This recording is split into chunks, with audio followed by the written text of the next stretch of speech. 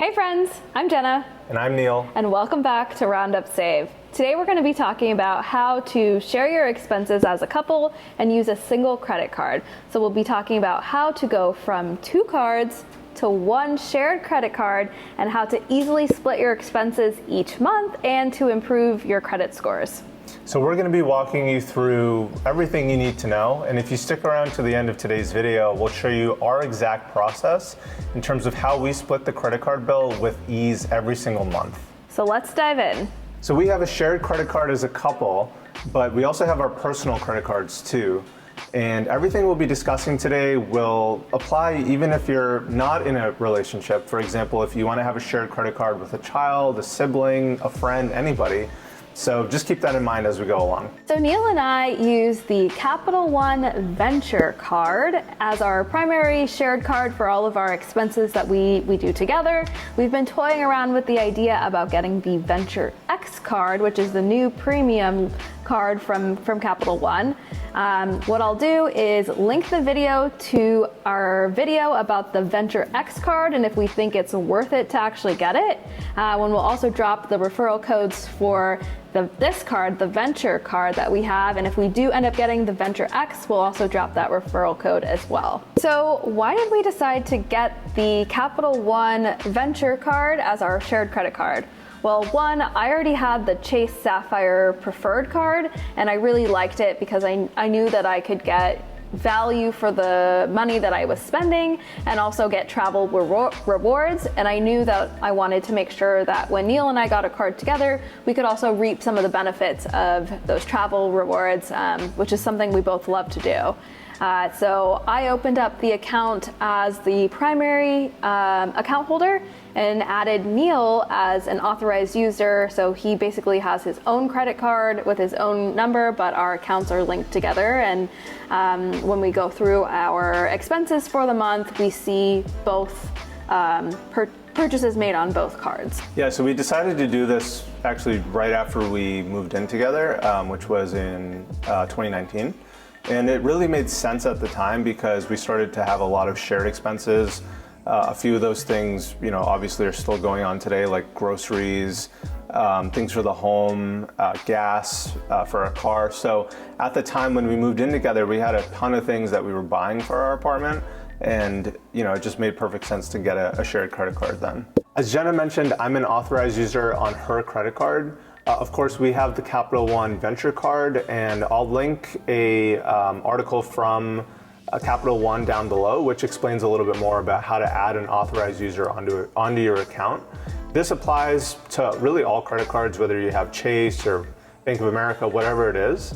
And hopefully, that can help you out if you're unfamiliar with the process of adding an authorized user. What we didn't realize at the time, though, was that Neil's credit could also improve by using this credit card together. So when I first opened up the card, I thought that if we didn't pay our bill on time, which we never do, we always do, that it would hurt my credit or something like that. But it wasn't until I convinced Neil to get Credit Karma so he could keep tabs on what his credit was and how many accounts and credit cards that he has that we realized that actually him being an authorized user on this Capital One Venture card actually impacted his credit. And because we always pay our bill on time and never miss any payments, it actually really helped improve his credit as well. So now you're probably wondering, how do we actually manage our expenses on this shared Capital One Venture card? So Neil's going to walk you through our process about how we make sure that whatever we spend on this card gets properly allocated to the both of us. So it's a pretty straightforward process. To get started, you're first going to want to download your transaction history up through your last day of payment for your credit card. So once you've done that and everything is inputted into a spreadsheet, we like to use Google Sheet because it's very easy for Jenna and I to reference together. We can keep track of what's going on. I start off by totaling everything for that particular cycle. So, and I leave a distinction as to when was the end of, or rather, when was the start of the new payment cycle. So by totaling everything, I get a picture of obviously what we spent together. And in some cases, Jenna and I are putting individual transactions on the credit card.